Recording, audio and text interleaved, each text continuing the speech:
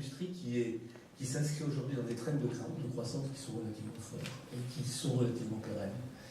Et indépendamment de la passion personnelle, de l'intérêt personnel que vous aurez pour l'exercer, vous êtes quasiment assuré de trouver, si vous voulez, un terrain pour vous exprimer et pour vous épanouir.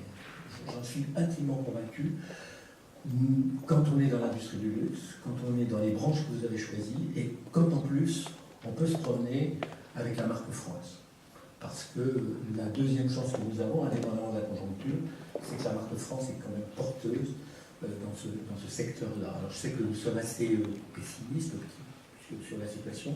S'il y a un secteur sur lequel on n'a pas le droit d'être pessimiste, c'est celui dans lequel vous vous engagez, c'est-à-dire les industries du luxe et les industries de la mode et du superflu, comme disait, je crois que c'est Voltaire qui disait ça, mais il disait le superflu a ceci de caractéristique.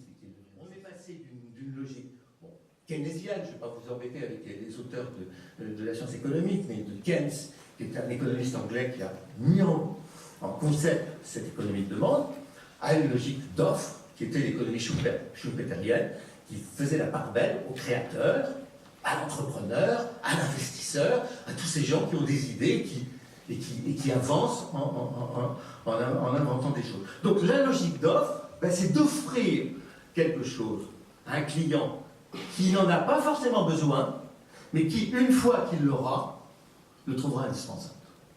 Nous sommes totalement dans le fonctionnement même de l'économie moderne aujourd'hui. C'est une chose à laquelle on a beaucoup de mal à s'adapter, parce que ça demande quand même des efforts personnels importants, mais c'est la chose dans laquelle l'industrie du luxe a fait sa prospérité. A fait sa prospérité, a fait sa fortune, et continuera de régner sur le monde entier avec cette logique-là. Offrir quelque chose à des gens qui n'en ont pas forcément besoin, qui n'en ont même pas émis le désir, attirer leur attention, Aïda, vous savez, retirer Aïda, comme on dit dans l'opéra, attirer l'attention, susciter l'intérêt, provoquer le désir, pour provoquer l'achat. C'est ça.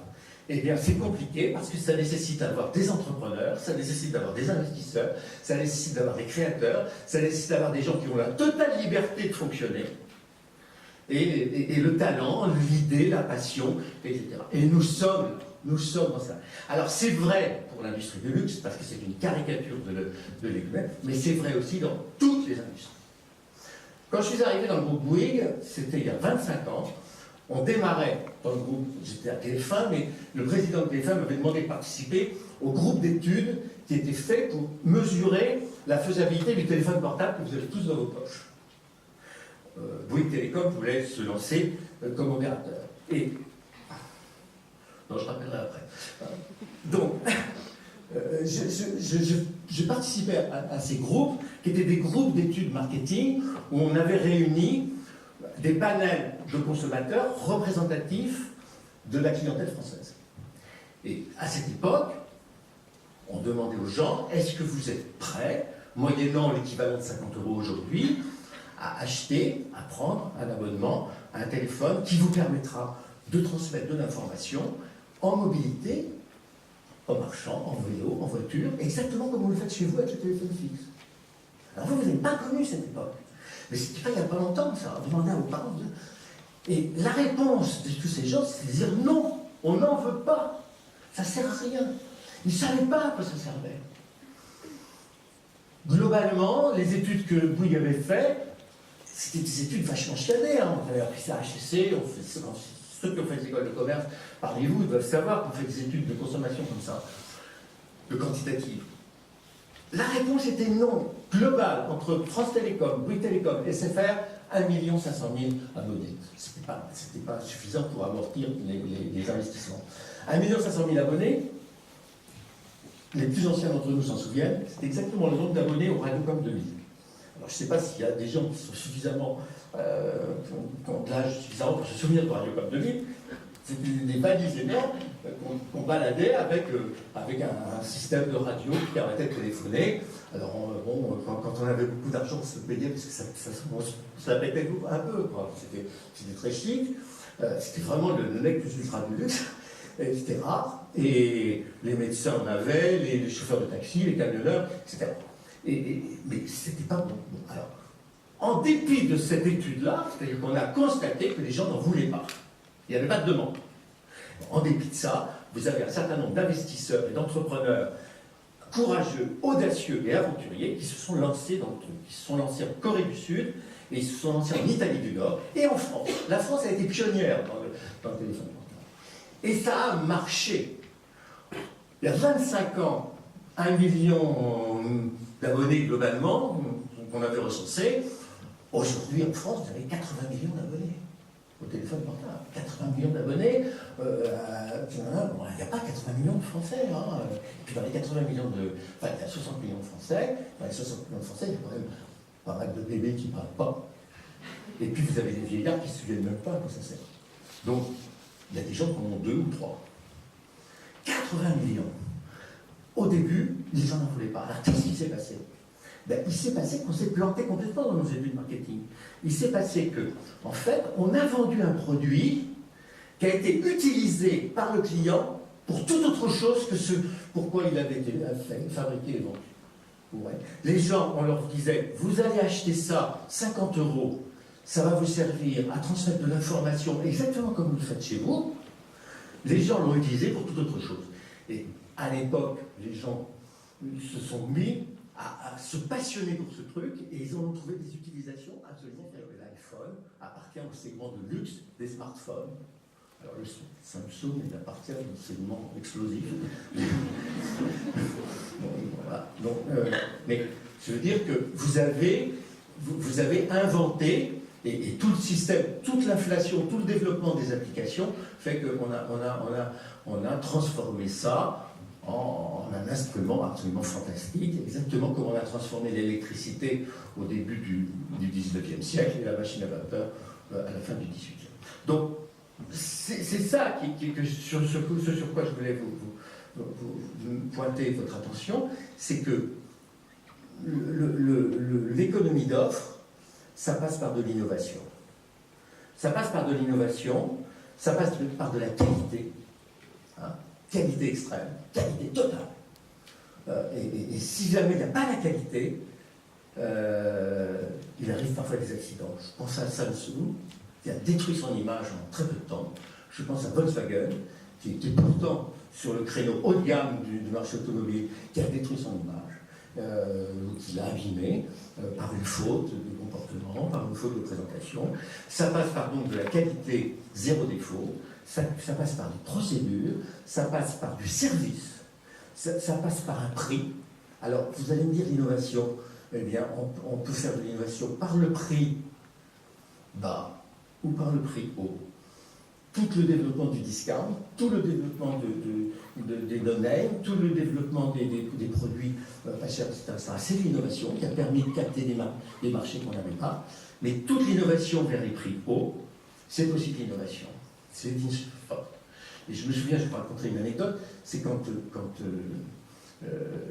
Louis Vuitton, quand Louis Vuitton a été racheté par LVMH, il y avait une bagarre financière et boursière importante, et j'avais l'occasion de rencontrer, non pas le fondateur de Louis Vuitton, mais le gendre du fondateur de Louis Vuitton, qui était un monsieur qui était ingénieur, qui s'appelait Henri Racanier, qui était ingénieur chez Peugeot, mis à la retraite anticipée à 50 ans, et ne sachant plus quoi faire, se retrouve chez lui et dit à sa femme, on devrait reprendre l'atelier de maroquinerie et de confection de mon père, peut-être qu'on en ferait quelque chose. Et effectivement, il a repris l'atelier, le petit atelier qu'il y avait en banlieue parisienne de l'atelier de son beau-père, et il en a fait quelque chose. Il en a fait quelque chose, c'est-à-dire qu'il en a fait une entreprise mondiale, qui a ensuite été multipliée par 10 par le génie de Bernard Arnault et des LVMH, mais au départ, c'était déjà, quand il a fait ça, c'était déjà très beau. Et il avait déjà conceptualisé son problème d'en faire un produit de haute qualité et d'un produit de grand luxe. Et je me souviens l'avoir interviewé et je lui ai dit, mais comment vous expliquez le succès de Vuitton? Et il avait beaucoup d'humour et il me dit, vous savez, je ne l'explique pas moi-même, j'en sais rien. Vous savez, j'ai pris de la toile cirée griffée aux initiales de mon beau-père et je l'ai vendue au prix du caviar. Donc, et à ce moment-là, il me dit, tous les Chinois, tous les Asiatiques, tout le monde s'est trouvé dessus, c'est formidable, etc. Il plaisantait énormément parce qu'il y avait beaucoup d'ateliers derrière, il y avait beaucoup de main-d'œuvre, il y avait beaucoup de création, il y avait beaucoup de recherche et il y avait beaucoup de qualité de produit. Donc il y avait les deux. Il y avait l'idée qu'on peut fabriquer un produit absolument remarquable, mais il y avait aussi l'idée qu'il fallait raconter une histoire sur le produit. Et c'est l'innovation, elle passe très souvent par l'histoire que vous racontez sur le produit. L'histoire, c'est ça qui crée de la valeur ajoutée énormément sur un produit. Et tous ceux qui ont travaillé là-dessus, ils le savent. Hein. Je cite souvent ce que fait Benjamin Desange dans ses magasins de coiffure. Franchement, une coupe de cheveux chargée, c'est une demi-heure, maximum 15 €. Moi, j'ai vu des tickets de carte bleue sortis de chez Benjamin Desange à 100 et 150 €. Alors, j'ai demandé à la personne en question, j'ai dit, mais qu'est-ce qui se passe pour 150 €, quoi? Entre 15 € la coupe de cheveux chargée, prix de revient, et 150 €, il doit s'en passer des choses. Hein. Ben oui, il se passe des choses, beaucoup, il se passe des choses. Il y a de la technologie, il y a du L'Oréal, il y a un décor, il y a un bonheur pendant 1h30, il y a une histoire qu'on raconte. Il y a au passage un abonnement à Gala, à Voici et au People du quartier. Et puis c'est un art de vivre. C'est tout un art de vivre. C'est un autre produit qui vaut ce prix-là. Et la meilleure preuve, c'est qu'il y a des clients et qu'il y en a de plus en plus. Donc il y a une histoire qu'il faut raconter. Et ça ne concerne pas seulement le produit. Le luxe ne concerne pas seulement des produits rares. Regardez la boulangerie, par exemple. La boulangerie, vous n'avez pas connu ça, mais il y a 25 ans, 30 ans, la boulangerie était condamnée par les hypermarchés. On avait Michel-Édouard Leclerc qui avait des idées déjà à l'époque un peu folles. Il avait envie de construire des grandes boulangeries industrielles dans chaque région de France, et il aurait vendu du pain congelé, etc., etc. Et vous avez un certain nombre de boulangers qui se sont dit non, on ne peut pas laisser faire ça, c'est pas possible, on doit pouvoir. Voilà. Et donc, ils ont été, avec l'alliance et la participation des fabricants de farine, des producteurs, ils ont créé une offre boulangerie particulière qui font qu'aujourd'hui, un des fonds de commerce les plus prisés pas ici, mais en vie, ce sont les boulangeries. Vous parliez du parfum tout à l'heure, Mme Bloch est partie peut-être. Le parfum, et je sais que les boulangers, par exemple, ils ont remarqué, j'ai un ami qui a monté une chaîne de boulangerie, il a remarqué que ce qui avait attiré les consommateurs chez les boulangers, c'est l'odeur du pain frais. Et le pain frais, il y en a pas, ils n'en font pas toute la journée, quoi. Ils en font le matin, très tôt, et puis parfois le soir. Alors lui, il s'est dit, je vais fabriquer des odeurs de boulangerie, je vais diffuser avec du gaz sur le trottoir. Et donc vous avez des boulangeries à Paris, je ne donnerai pas de nom, pas de nom c'est, qui diffusent finalement ces odeurs toute la journée.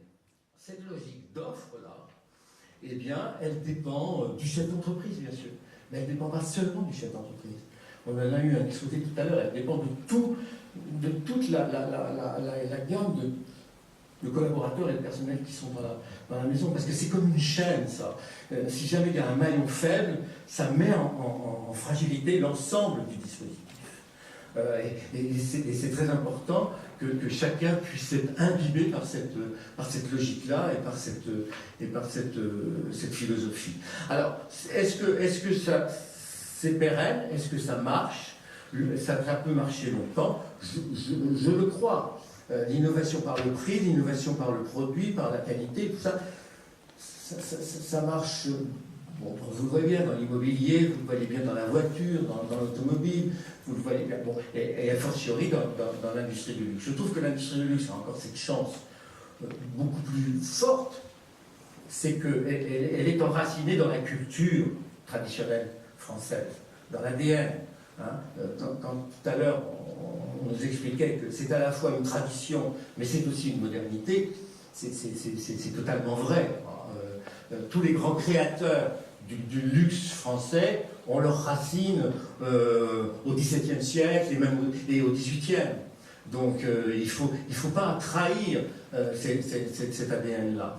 Mais ce qui a changé aujourd'hui, c'est l'élargissement colossal du marché. La France a la chance d'avoir les 2 ou 3 plus grandes entreprises ou groupes de luxe du monde aujourd'hui, notamment le numéro 1, puis le numéro 2, on est dans les 3. C'est une industrie qui fait quand même 250 milliards de chiffre d'affaires. C'est quand même la première activité française, c'est l'entreprise qui apporte le plus de devises à la France, beaucoup plus que l'agriculture, beaucoup plus que les services, beaucoup plus que la banque ou l'assurance. Et c'est une industrie qui n'est pas délocalisable. Ou si elle est délocalisable, elle est délocalisable partiellement. C'est-à-dire qu'on va se rapprocher des centres de consommation pour justement, et c'est un peu ce que fait LVMH, capter l'air du temps sur les marchés de consommation où ils vont exploser.